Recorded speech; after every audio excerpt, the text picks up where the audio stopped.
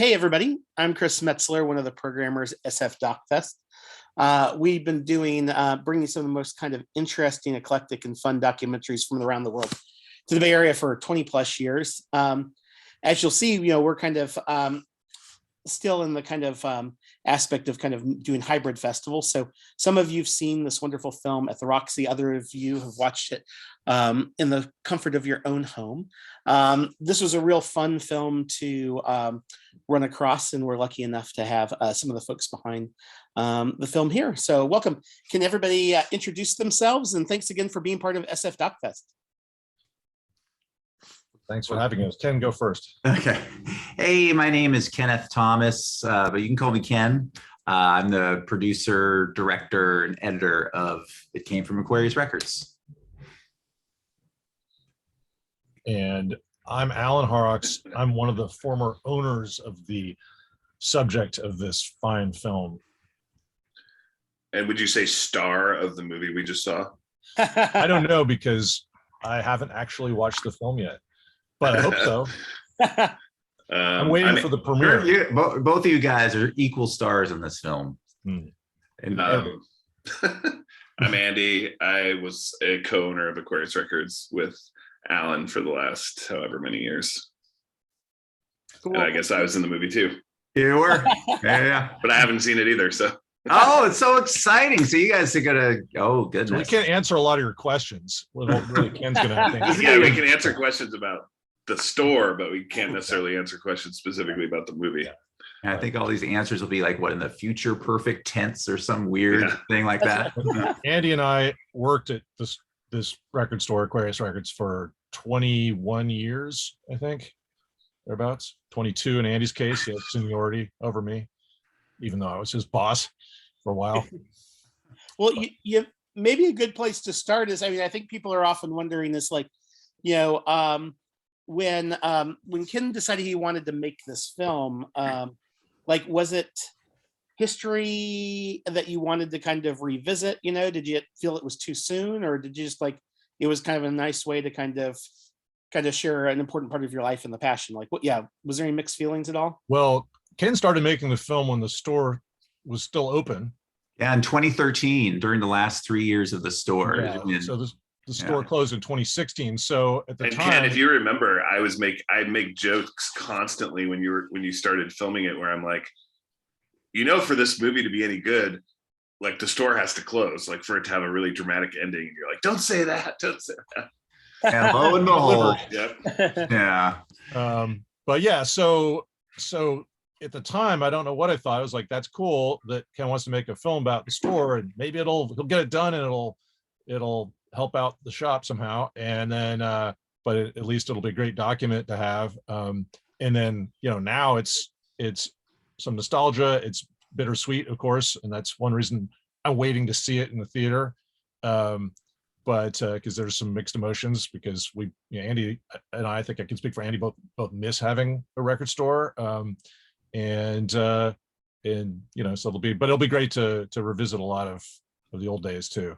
Not so old days, really.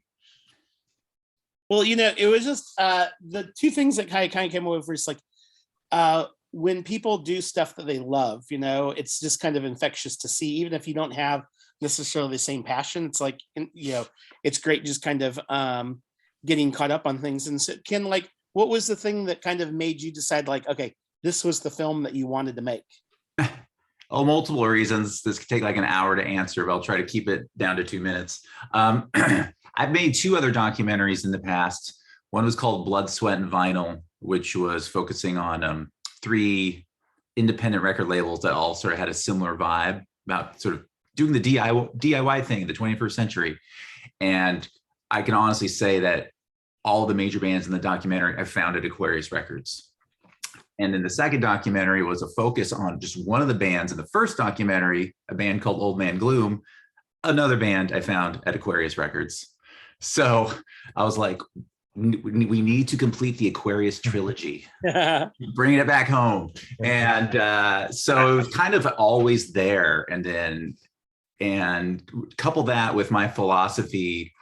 A production friend of mine said, if you didn't film it, it didn't happen.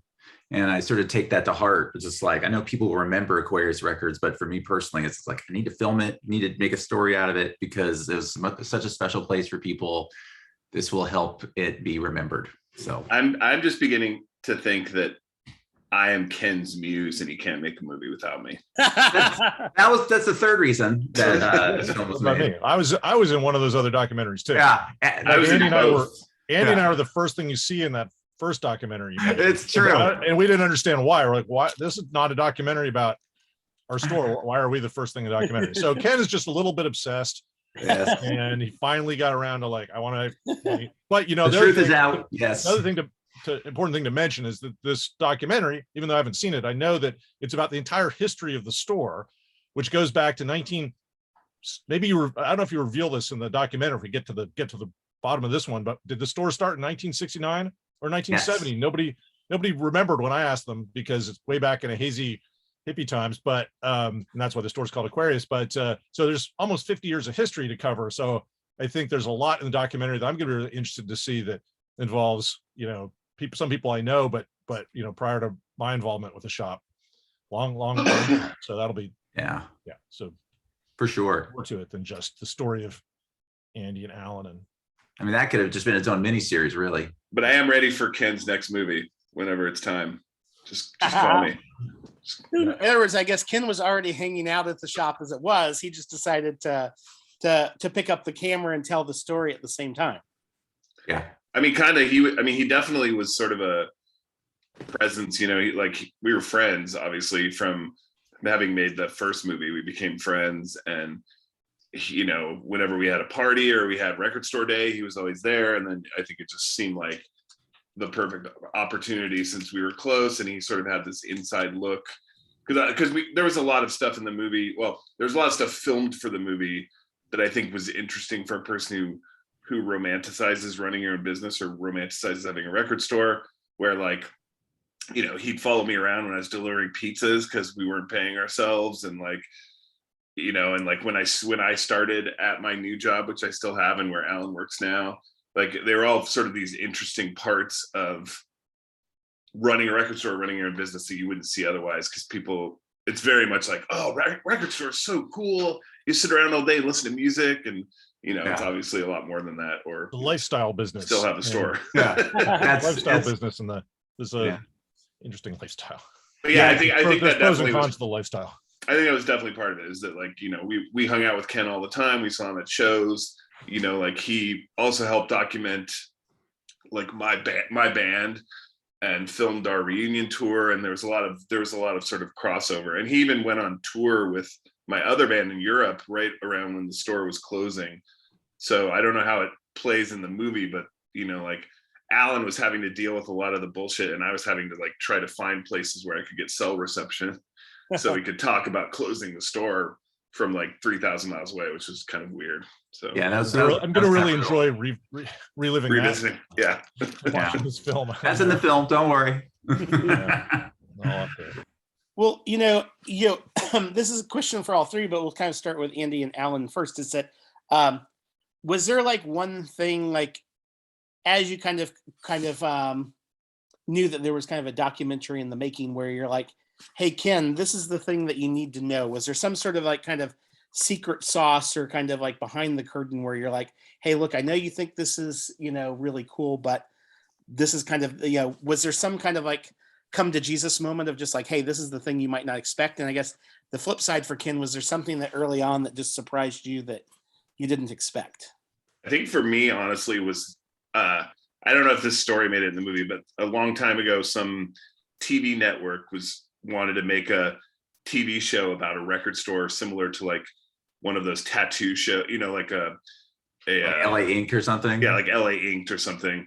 And the woman came to our store, and I think she was expecting us to be fighting and having sex and getting divorced and getting in fist fights. But when in fact we were all like running a store, and it was super boring. And she would sit in front of my desk and be like, "What are you doing now?" I'm like, checking my emails. "What are you doing now?" Filling some orders. And it was really boring. And so I think when Ken started making the movie, I was like, just make it seem exciting. Like, I don't want the same thing that happened with the potential TV show where she was like, I think she left after one day because she was like, I don't even need to be here any longer than this. Yeah. Initially, she said, "Oh, I can make a story, a narrative out of anything." Out of anything, Yeah. Hopefully, except where this. she failed, Ken hopefully succeeded. But no, it was. Yeah, I think the most exciting thing that happened the day this woman was there is that one of our coworkers got her hair caught in like the paper shredder or something, and and kind of secretly we were like, oh, finally something happens. Like, Or it's like, hey, can you get your hair caught in the paper shredder? Yeah. We need some drama here. or just slap me for no reason, please. No, it's like, having played in bands and been in Aquarius and sort of been like part of like media for a while. It was really like the only things I wanted from Ken were two things, like really capture the store so people could remember how cool it was, and then make sure Alan and I don't look stupid. So those are like the only two things I really wanted out of it. So You didn't tell me that. or at least don't make me look stupid. Yeah, exactly. The tall order. Yeah. Hey. I mean, I don't know. I don't remember what I told Ken at the time. I think if I was to tell him now, it's too late. I would say, I mean, it's about the music. It's like the reason that Andy and I and other folks who are involved with the store over the years, would be interested in putting ourselves through that and living that lifestyle is because we just love music so much, and we have a passion that we want to share with other people. And that was what the store was all about, was music discovery. And like Ken was saying, he discovered all these bands there that he went on to be obsessed with and make films about.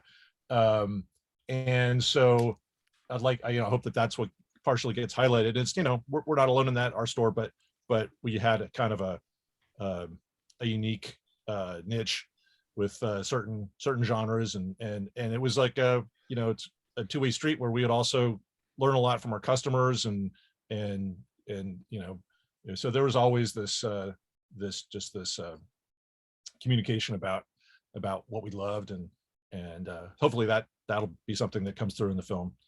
Well, there's always those things where like certain bands, they're like Slint or something, like bands that like everyone who heard them started their own band, or Kurt Cobain wears a shirt on Rolling Stone and that band, suddenly everyone's like, oh, I wonder about this band. And I kind of just like the way Ken was finding all this music at Aquarius, and that sort of influenced his sort of life's path. Not that that's necessary, like I think just music for music's sake is enough, but I like to think that people who read our list and bought records and hung out and met other people at our store went on to make movies and play music and do art, sort of influenced by like the stuff they discovered, or just even just like powered by the music that they discovered, even if it didn't directly affect what they were doing. But I think as a community resource and just a hub for creativity, it was really a special time and a special place. And I think because nowadays there's a lot of sources where you can find out about stuff on the internet, and we're on the internet. We had a website, we sent out these emails. But we were like kind of a one-stop shop for like a whole variety of things that we were into, and that we could kind of connect people with things they didn't think that they were going to like, because and nowadays I feel like you would maybe go to one source that would be for this type of music or whatever you enjoy, and then you wouldn't necessarily get this broad spectrum, an algorithm. Well, that also kind of made it hard to survive as a store, I think. Yeah. There's a lot of things business-wise that it's not necessarily the best model, or not in this day and age, but people miss it. And Andy and I still hear from folks from all over the world who, like, out of the blue, get an email being like, I'm trying to remember what this album was that I bought at Aquarius, and I remember the review of it or whatever. And we'll have to try to figure out from what the heck it is that they're remembering. And we both do radio shows, and like people pop up in our chats and stuff who are like, oh, I've been an Aquarius fan for years, and now I listen to your show. And so it's cool. I always suspect that some of these people were people who read our list and looked at our website, but didn't necessarily buy records from us, which is again like part of the business model. It was maybe we didn't succeed at, but it's still good. I think that's historically always been a problem, because I know at Green Apple, if which is a bookstore out here, that if you're there and you're taking notes in your phone, like, oh, I want to remember to buy this book, They Totally. basically assume you're going to go home and buy And it then- on And Amazon. then you go home and buy it on Amazon. Totally. Yeah. I know that's what a lot of people did. But no, what I would say is a combination of what both of you guys said. It is a combination of, I wasn't really looking for drama. I was looking for what the store had. And it's sort of this like unique sort of, like Andy said, like a cultural hub of bringing people together and communicating through music and art. And it definitely influenced me, because the stuff that they sold at Aquarius Records wasn't just stuff that you put on and listen to in the background and go on with your day. It's stuff that you go home and listen to and get your mind blown, which is a line in the documentary that Heather says, this is a place where you get your mind blown. And that definitely influences you with everything else you do in your life. It forces you to slow down, it forces you to be introspective and think. And that's what I think is so great about the potential of music. And I think Aquarius knew that as well and wanted to spread the word.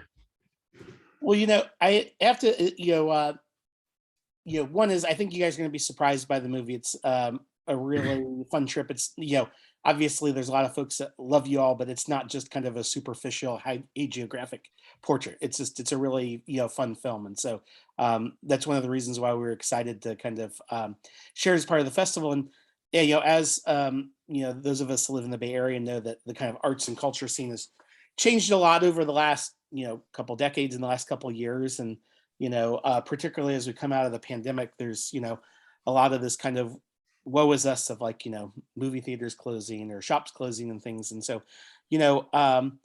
what is it, so that we all are kind of appreciate the things that we have while we have it, like, is there anything like, what you all do just kind of to enjoy kind of arts and culture in the Bay Area and kind of encourage folks to kind of show their love while we do have these places available? I mean, there is a record store, a big part of selling the store, I think for us, which was challenging, was the one thing we really didn't want to do was, we were on Valencia Street, which is like the hip street in the Mission.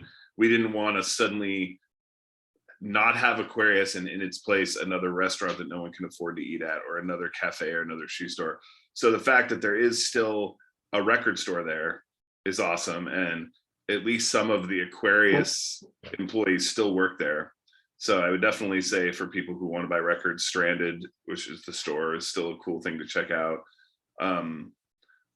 Other than that, a whole lot has changed. Like Alan and I, just yesterday, we were at Amoeba together. So we still go to Amoeba. I mean, we went to Amoeba even when we had a record store. So people would see us in there like, what are you doing? Right. I'm like, well, why wouldn't I be in here? Like, we definitely, we buy records. We're like everyone else. We buy records on Bandcamp. We do all that stuff, but we still try to go, we go to Green Apple and we go to Amoeba and we try to support, every magazine that I love that still exists in print, I still get in print. I try to like, not simply as like a grumpy old man yelling at a cloud. It's more like I'm actually like, I like the tactile idea of magazines and print and the art of it. And same with records and CDs. So I think it gets harder and harder for sure, but I think it doesn't take that much effort to support what you still do have, Yeah, I think that's the main thing is, it's very easy to get kind of lackadaisical and, feel like, you're just gonna, I'll go there next week, right? And it's like, Yeah. well, if we're not making any difference right now in the present, then, but we could have a long conversation about all the different reasons we think contributed to Aquarius closing, and a lot of it has to do with stuff like that. Like people who are like, I don't want to get into it. Well, you're thinking, but there's definitely a lot of behaviors that I think that you're talking about that are really easy to slip into, and when enough people slip into that behavior, it can have a really dramatic effect on community and business. Yeah, well, you're thinking of how you would talk to somebody after the store closed, maybe shortly after the store closed, and they'd say, "Oh, Aquarius, I loved Aquarius," like, and then they act as if the store closed 10 years ago. And you're like, "No, we closed in 2016." They're kind of I loved it. What? I loved Aquarius. Yeah, that's why I loved Aquarius. And then you find out that the last time they visited was like 2008. Yeah. So yeah. But whatever. It's all fine and good, and we had, we loved every single person who loved Aquarius however they chose to love the store, you know. Well, cool. Well, you know, I think the Q&A and screening of the Roxy is going to be a lot of fun. And hopefully just even through kind of revisiting this time, it'll inspire folks to kind of go out and create cool stuff out there in the world. Yeah. You know, one of the things that I try to always kind of in Q&As on is like, you know, what's the way that we can kind of continue to kind of like talk about the film and spread the word? And, you know, with Andy and Alan, is there any like kind of radio projects or bands and things that we should kind of follow just to kind of satiate our Aquarius muse? Oh, I mean, yeah, I will say it's been tough for me to find something that I would call an equivalent to Aquarius Records. I mostly listen to a lot of free form and or college radio, like WFMU. I listen to all the time, especially on Tuesdays.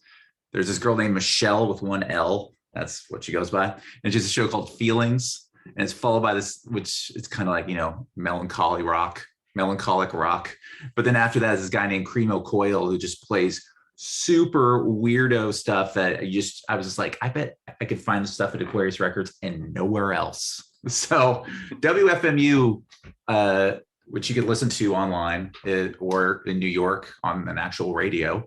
Well, and to be fair, Ken, before the store closed, there definitely was this very like tight bond between FMU and Aquarius, where they would order records from us. We would find out about records that they played and then order them for the store, you know? Yeah, totally. And like KALX in Berkeley, KFJC and, you know, Foothills Junior College down in Los Altos Hills. And KXLU in Los Angeles, I'd go between those stations all the time to find new music. And when I find something, I write it down and then I go find that band, see if they're touring, or I go to their Bandcamp page and listen to the rest of their songs. I like it, buy the album, or I'll go to the record store. If I really want it on vinyl, I'll still see if it's in a record store somewhere. So that's kind of how I'm doing it. There are more steps involved, and it doesn't have that same personal curation thing that Aquarius had. Like I remember I walked into Aquarius once, and by then Andy and Alan sort of knew generally my music tastes. And Alan, I think it was Alan, you introduced me to this one-man project called Earthona, which is just like one dude playing like feedback guitar, like in a fjord somewhere, you know, it's like this super epic. It's so good to listen to. And without the context of someone knowing me and sort of like integrating that into musical tastes that they know I have, I don't think I would have. Well, I think that's the real beauty of the store is that like after years and years, it got to be that we were that way with everybody. Like anyone who was even slightly irregular, they would come in and you'd be like, oh shit, I have something for you. Like, I have something you absolutely need. Slightly irregular? Is that what you said? Yeah. I would also say, you know, between Alan and I, we have 3 radio shows, which are specifically metal, but they definitely, you know, metal was a big part of Aquarius and we got really well known for like having weird metal. So I would recommend listening to one or all 3 of those shows because they cover a lot of ground. Alan's is like heavy rock and psych, but also black metal and all kinds of weird stuff.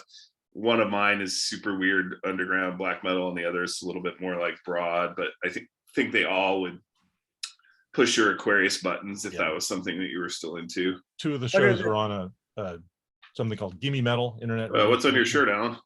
Gimme Radio. They have 2 channels: Gimme Country, which is great, and Gimme Metal, which Andy and I both have shows on. And then your other show is called Castle Weather, and it's on Repeater Radio out of the UK. Yeah. And then also Andy and I do have a blog that we haven't updated in a while, but we did a sort of post Aquarius blog where we have some reviews we still came up with some records of the week. And it was kind of because we have this project eventually still, this will come up in the QA later on at the event, I'm sure, to do a book of all the reviews that Aquarius produced over the years. So you have a blog that sort of was supposed to help us. And how many reviews have you done approximately? So that's thousands. But so if you go to tens of thousands, www.whydoyoulikeit.com is that, and maybe we'll start posting some more stuff. It's been the pandemic kind of really slowed us down for some reason. Yeah, and Alan and I have been talking for years about doing a podcast together. Yeah. We get a lot of pressure from other people who think it'd be funny to listen to us argue for an hour. Yeah. And then and I've still been toying with, and I might loop that one into it, toying with having a sort of Substack style review. Like it's just been long, it's been just long enough where the idea of maybe reviewing a record doesn't fill me with like utter terror and panic. Or it might actually be like, that sounds fun. So Well, but very yeah, cool. and I would recommend still too, like Amoeba still continues. All the Amoebas are great, and Stranded is a fun store to visit as well. And what's the other one? In the punk one up further in the Mission, Thrill House. Thrill House. Yeah, Yeah, I mean, there's a bunch of stores in the city. Yeah, yeah, And then there's a Econo Jam Records in Oakland. Econo Jam in Oakland. yeah. Econo That's Jam's awesome. great. The other day. Yeah, but Oh, but yeah, Amoeba, San Francisco's Tough to beat. Well, cool. Well, we'll wrap it up there. Thanks again, everybody. Kind of go back, rewind, dig up their podcasts and listen to them. Buy a good record this week, and then I'll look forward to seeing you guys all at the Roxy here in the near future. Yeah, Awesome. looking forward to seeing this film. Yeah, it's gonna be a fun night. Yeah, thanks, Ken. All right, yeah, thank you, Ken. Yeah, thank you guys. Thank you, Doc.